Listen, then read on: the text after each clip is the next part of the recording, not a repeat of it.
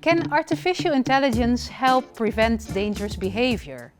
Will primary school children in the future be taught by, for instance, Willem van Oranje? And how can virtual reality help train fighter pilots? These and other questions will be answered in the coming hour.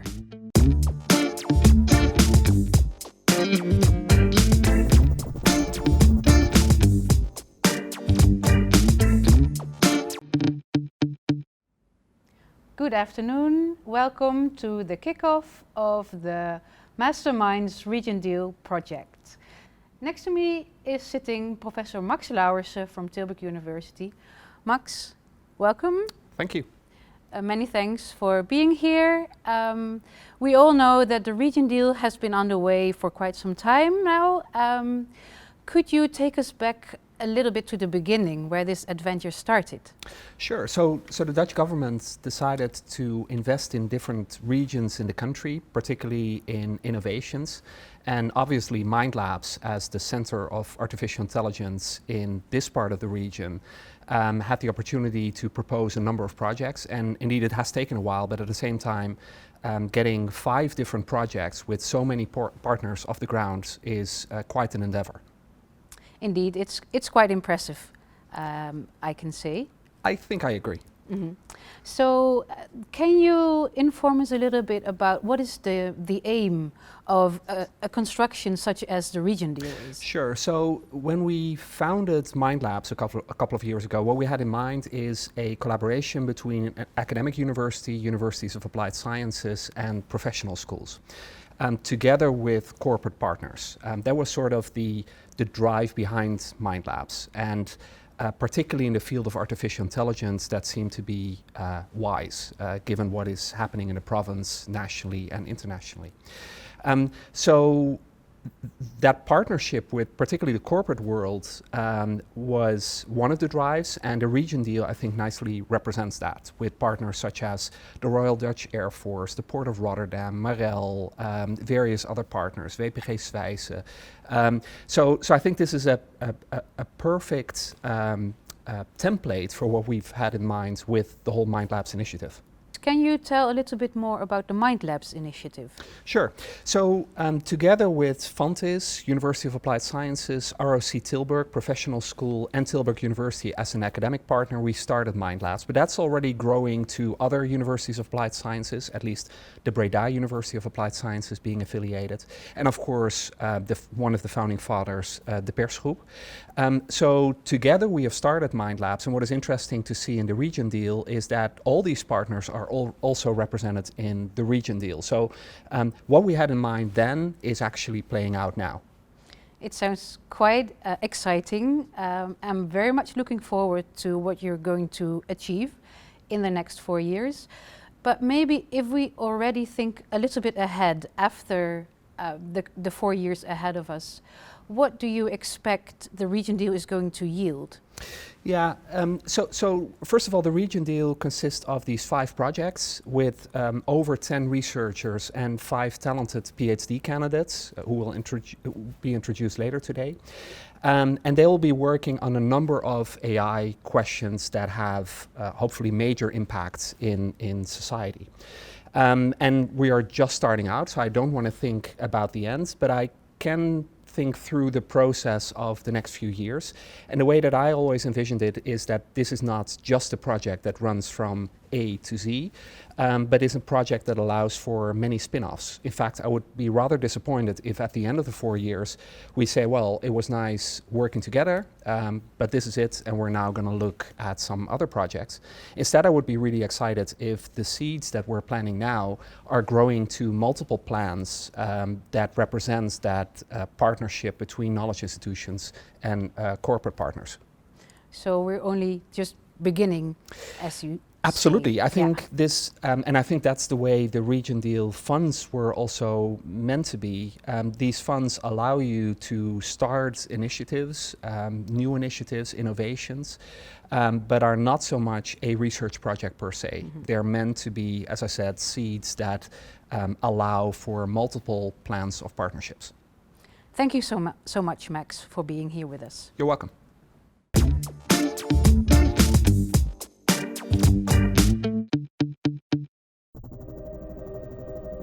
Wat is de meerwaarde van virtual reality bij het trainen van een piloot? Mijn naam is Ted Meeuwse en ik ben werkzaam bij het Centrum voor Mens en Luchtvaart. Op de achtergrond zie je Desdemona, de meest geavanceerde simulator die er is in de wereld. En je kan daadwerkelijk in deze simulator een helikopter vliegen of een jachtvliegtuig vliegen. Het voelt identiek. Op het moment dat je in deze simulator zit, dan kan je versnellen, vertragen, dus je hebt G-krachten. Maar je kan ook elke beweging maken die je zou willen. Je zou dus ook op de kop kunnen vliegen. Ervaring is, zoals wij dat noemen, 1 op 1.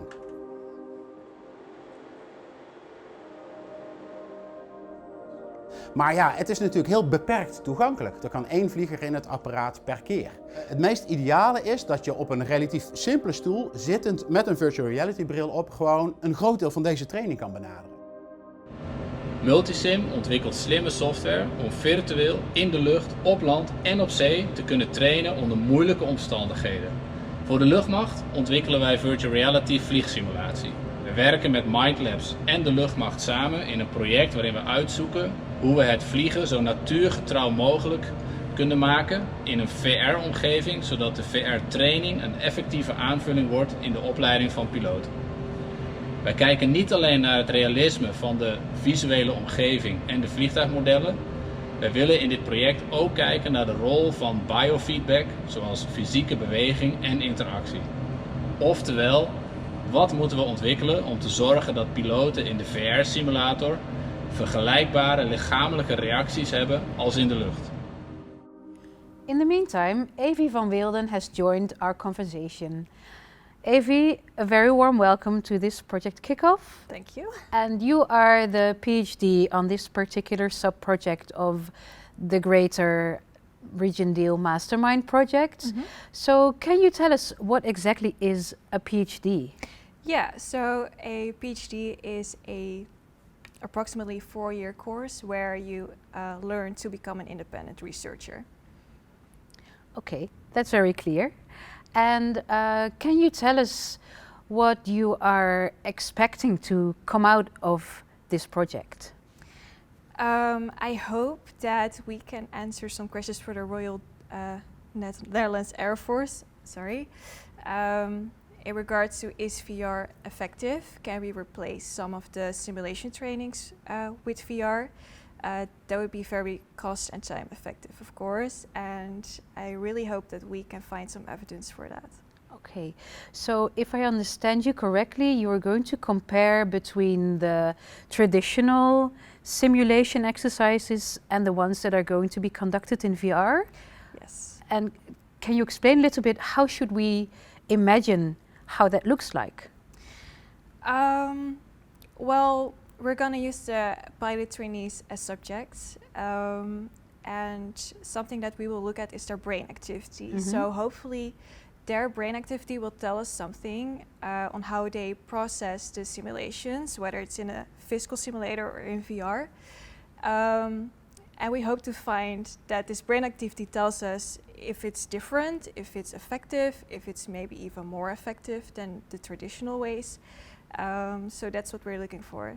Okay, so I understand that you will be going to conduct experiments with the trainee pilots. Yes. How are you going to capture their brain activity?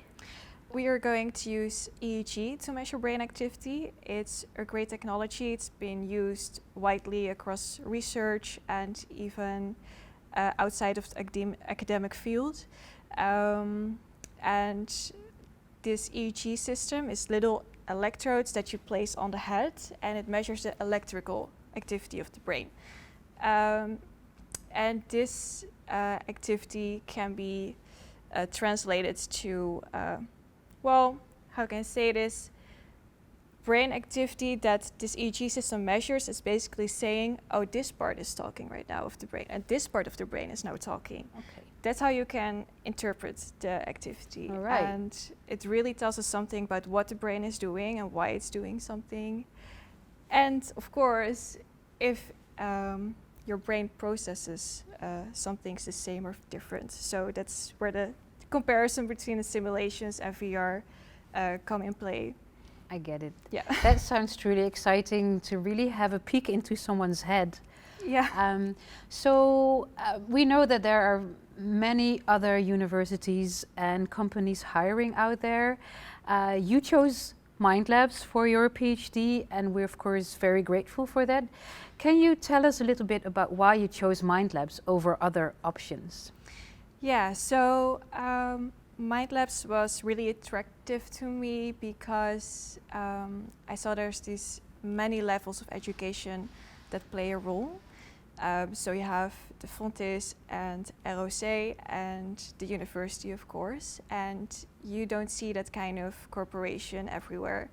I just really like the idea that everyone can be a part of this project. Okay, thank you so much, Avi, for your time, and I wish you all the best of luck for your PhD trajectory. Thank you.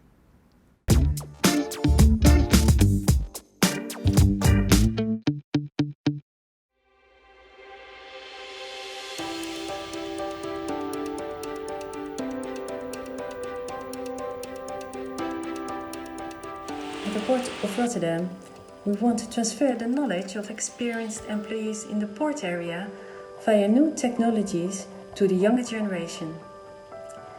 The decisions people make based on years of experience are complex. It is a combination of many factors. It is not easy, and it takes a lot of time to properly transfer to young colleagues. This is a challenge given the aging population. We want to use serious gaming to analyze how complex decisions are made. If we can capture this decision making in models, we can translate this into serious games. This allows us to educate and train new employees in an attractive and efficient way. This is what we are going to explore in the MindLabs project. Sitting next to me is Gianluca Guglielmo, who is the PhD student on this particular Region Deal sub-project. Hi Gianluca. Hi, thanks for having me here. You're so welcome. Many thanks for being with us today on this project kickoff. So, what were you doing right before you came onto the set? Well, I was actually working on the project and I was doing some literature review for this project and getting more insights about the methods that we'll use to investigate these interesting topics. Okay, great. So you're just hands-on already, even though we just started? Yeah, definitely. Okay. Like, the sooner we start, the better it is. That's so true indeed. So, what are you particularly looking forward to in the project? Well, first of all, I'm really happy about giving my personal contribution to science and to expand our horizons. And I'm always been interested in human behavior and how people develop their skills. So this for me is a great opportunity to investigate how people develop their skills and people become expert. And thanks to this occasion, working with the Port of Rotterdam, I will have further insights about these people playing a key role in our society. My project will in particular focus on the petrochemical sector and the logistics sector. Mm-hmm. Which are, I guess, very interesting sectors to study because of the many complicated processes that are going on there. So I imagine there is a lot to investigate. Yeah, definitely. There are a lot of decisions that experts have to take in a short amount of time, and there is risk, there is uncertainty, and these people play a key role in our society. And yeah, for this reason, I guess it's really important to obtain further insights about their skills and how these projects will unfold. Sure. So tell me, have you always wanted to be a scientist, a researcher, already as a child in a young age, or did this develop gradually over time? Well, this is a good question actually, because I've always been into science and philosophy, and always been a curious person since when I was a teenager.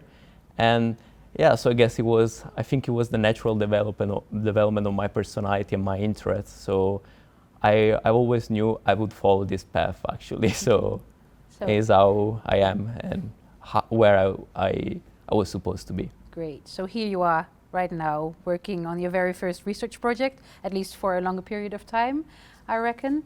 So is there anything that you are particularly looking forward to in terms of the project, something that really excites you about what you're going to discover? Yeah, actually, I'm really looking forward to working with these experts and capture their knowledge. And we will use qualitative and quantitative methods. And AI technology will help us extract patterns from their behavior. And these new tools will own our insights. The final aim is to develop serious games to train the new generation of experts in logistics and petrochemical sector. So, Gianluca, you are going to use serious games as a method to extract knowledge that is now still in the heads of experts. Can you tell us a little bit more about what should be in the game then? Well, the game should should contain real life features and the most important features. Expert will help us validating this game we're going to create. And our partners, such as Fontis and Eros and Rock in Tilburg, will help us developing this game. We'll have actual people, we'll test this game, and we'll see if they develop actual skills that experts have. That sounds really great and exciting. So one final question that I would like to ask you is, since we all know that there are so many other universities hiring and also interesting companies who have job ads, what made you choose for MindLabs rather than another option? Well, I think it's the perfect place to all my humanistic and scientific skill. And it's really important because I guess the project in MindLab they're gonna play a key role in the future, and they will help us interfacing better with the new upcoming technology. So this is a great opportunity to understand human behavior and to actually create something new that can really, interface greatly with humans. So understanding human minds, the same creating artificial minds that can interact really well with us humans. Great. That sounds like a true breakthrough, so to say. Yeah, that's the point. And like the MindLab will be part of this breakthrough and the future development of our society. That sounds really great. I want to thank you so much, Gianluca, for being here with us today. Thank you. And I wish you all of best with your PhD journey. Thanks. Thank you.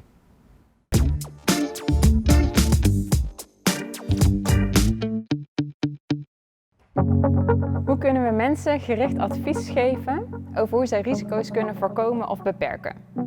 Mijn naam is Petter Jansen, ik ben gedragswetenschapper bij Interpolis. Interpolis wil de autonome kracht en zelfredzaamheid van alle Nederlanders vergroten. En dit doen we op twee manieren. Enerzijds door preventieoplossingen aan te reiken die de kans op schade verkleinen. En anderzijds door verzekeringsoplossingen aan te reiken, waardoor als er dan toch iets gebeurt, er een vangnet is.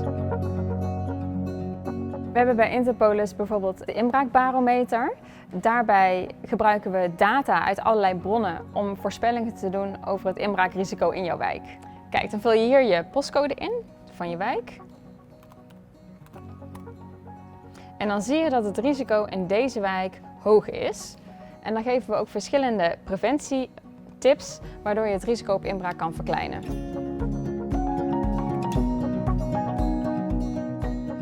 Nou, we zijn continu op zoek naar manieren om ons preventieadvies persoonlijker te maken voor mensen, zodat het ook relevanter voor ze is.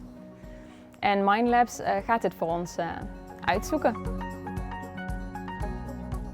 With MindLabs, we use anonymized data from Interpolis to discover clusters of behavioral patterns. We use a technique called unsupervised learning to discover these clusters.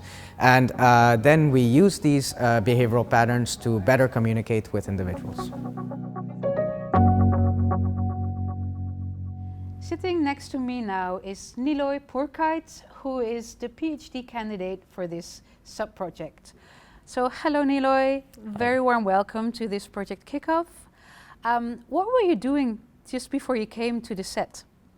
Today, well, Yes. I woke up and as many days I open up my computer and start doing some of the analyses that I'm working on. Yeah. All right, so very you interesting stuff. I recommend. I immediately assume that. So you are already getting your hands dirty on the projects. That's the fun part. Yeah. Okay, that's great to hear. So can you tell us a little bit about what you find so exciting about the project? Essentially, if I had to put it in one word, it's kind of learning from the collective wisdom of everybody. And what we're trying to do really is just look at the enormous amount of data we have, behavioral data on people, and see what kind of choices they made and what the consequences were. And then we try to help individuals so that they don't make the same mistakes as other people did before. So you're going to help them, but how is this help done? Okay, so for example, I'm working, of course, with Interpolis, so they have a lot of insurance data.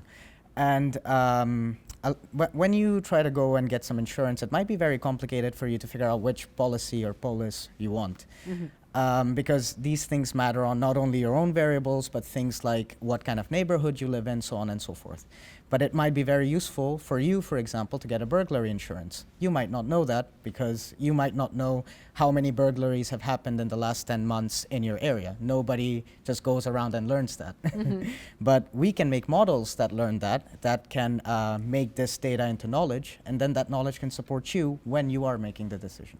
Okay, so if I understand correctly, this is where the artificial intelligence kicks in, yeah, and aids in better understanding the whole amount of data that is available to you, but where you kind of lose your way?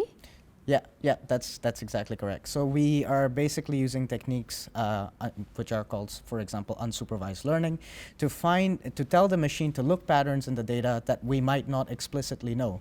And these patterns can inform us a lot about what the behavior of individuals are and then the consequences of these behaviors.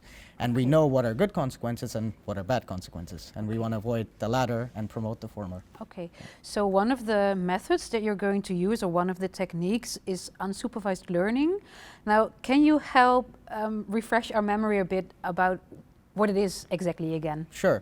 So unsupervised learning is actually a class of machine learning algorithms. I won't go in too much detail, but basically a person has similarities to other persons. So you can represent a person by different data points, like their height, their weight, their eye color, so on and so forth.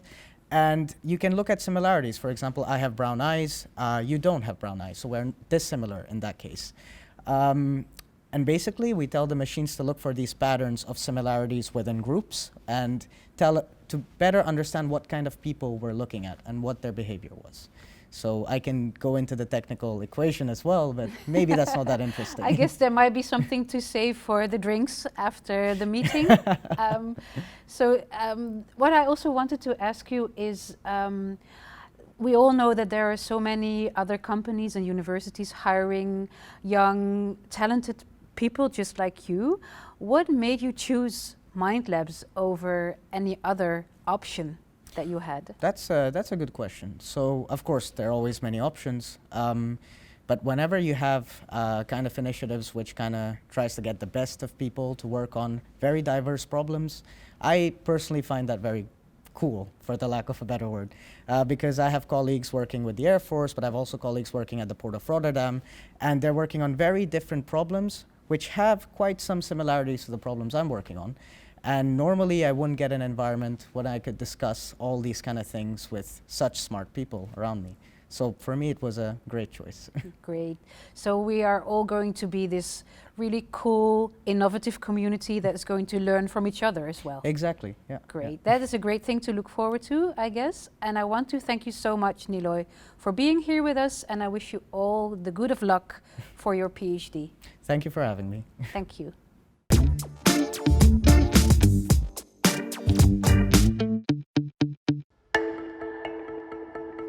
Hoe zorgen wij ervoor dat onze mensen iedere avond weer veilig naar huis kunnen? Ik ben Arnold Boonman, Client Manager bij Actemium. Er werken bij ons meer dan 1000 mensen die iedere dag op pad gaan om services te verlenen aan fabrieken overal in het land. Er zijn mensen die gaan naar olieraffinaderijen, waar ze bijvoorbeeld leidingen moeten veiligstellen. Bij het veiligstellen van zo'n leiding dien je een specifieke procedure te volgen. Op het moment dat je die procedure niet juist volgt, kan jou iets overkomen. Dit zijn onze traditionele leeromgevingen. Leeromgevingen die we nog volop gebruiken om onze techneuten bewust te maken van explosiegevaar in de industrie. We zijn nu aan het omschakelen naar virtual reality scenario's om meer praktijkgericht de procedures aan te leren. Dit is dan een van onze ruimtes waar wij mensen met behulp van virtual reality opleiden. Ze zetten deze bril op en ze komen ineens in een andere wereld terecht. Een wereld waarin ze elektrisch iets veilig moeten stellen en als ze daarbij niet de juiste procedures volgen, dan kan hun virtueel een ongeluk overkomen. We hebben nog geen idee wat het effect van deze trainingen is. Dat is een van de topredenen om samen te werken met MindLabs. We willen daar graag inzicht in. For companies like Actemium, we are investigating the effectiveness of VR training in maintenance. We compare the traditional methods versus VR training in factors like how fast the staff will learn, how much they are motivated to learn, and how long they remember. Sitting next to me now is Mohammed Ali Musavi, who is the PhD candidate on this sub-project. So Ali, very warm welcome to this project kickoff. What were you doing when you were just preparing for coming to this set? Thank you. I say hi to everybody seeing that. I didn't have enough time to be prepared. I think a little bit about the questions and what possible questions would be here. Okay. Yeah. So Mohammed Ali, I understand that you moved from Iran particularly to join this project. Yes. That sounds like a great adventure and a major life event. I think it's very courageous to do so. How are you landing in the Netherlands right now? Yes, that wasn't very smooth,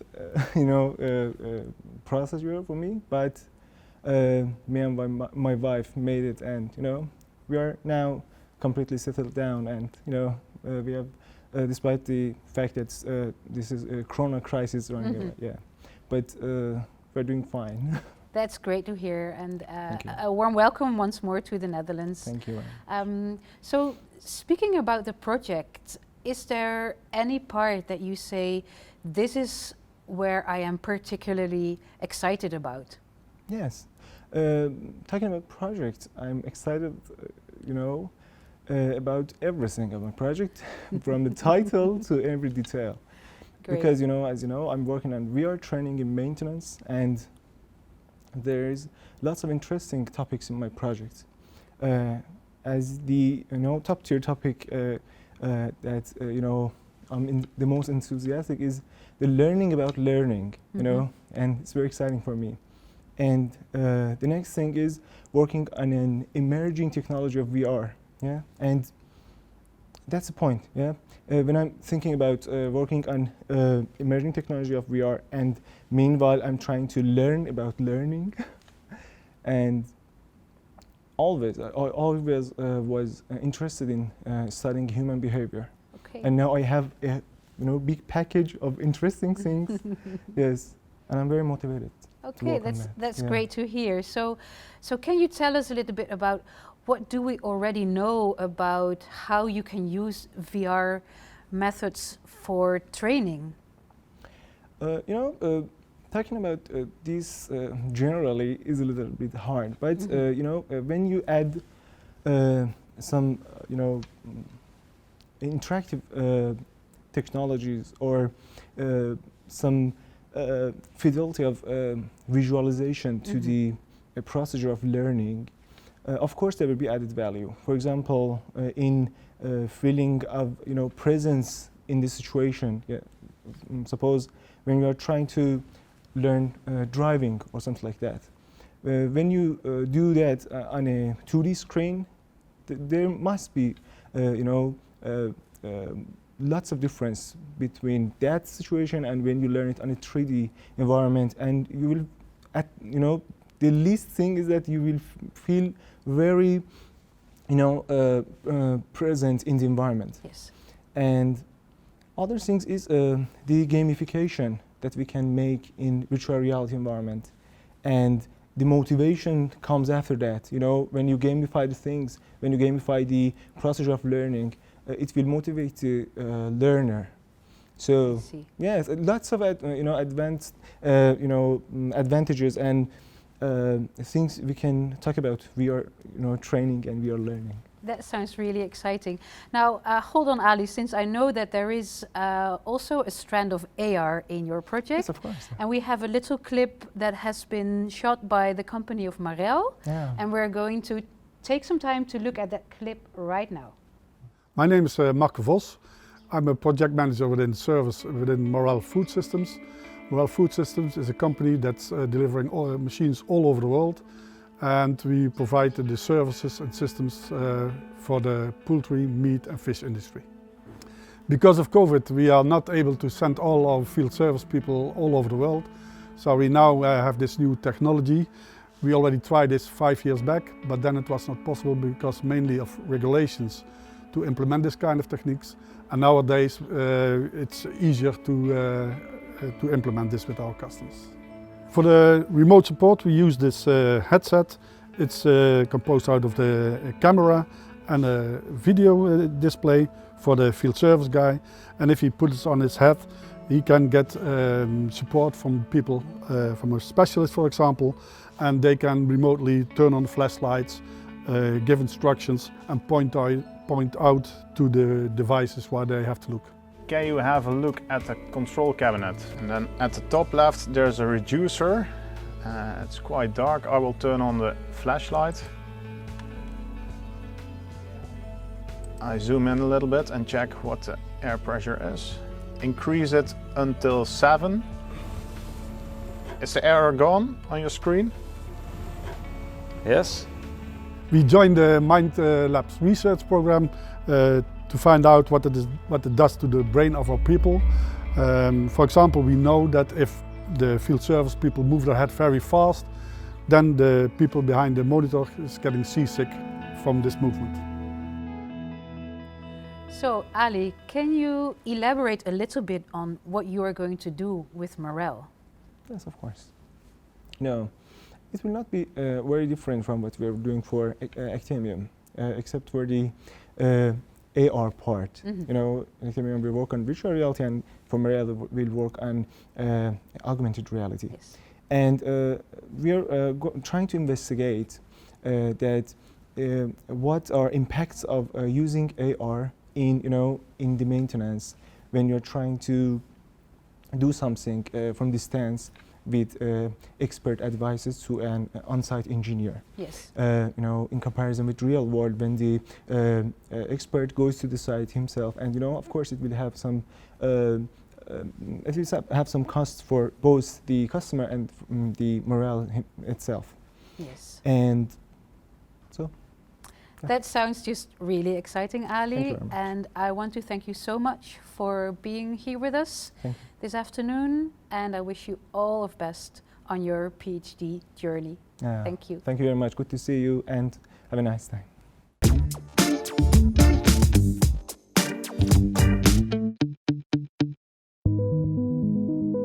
Hoe kunnen we het onderwijs ondersteunen met interactieve avatars? Mijn naam is Ludo Stroobans, ik ben directeur bij uitgeverij Zwijsen. Wij zijn samen met de Universiteit Tilburg begonnen om te kijken hoe avatars kunnen ontwikkelen. Avatars die in het leerproces een belangrijke rol kunnen spelen en die ook de vorm van een historische figuur zoals Willem van Oranje kunnen aannemen, waarbij er echt sociale interactie ontstaat tussen de avatar en het kind, niet om de leerkracht te vervangen, maar om het leerproces te bevorderen. In this project, we'll improve the technology of 3D avatars and make them as natural as possible. This means we work on natural speech and behavior, facial movements and appropriate expressions that fit with the conversation.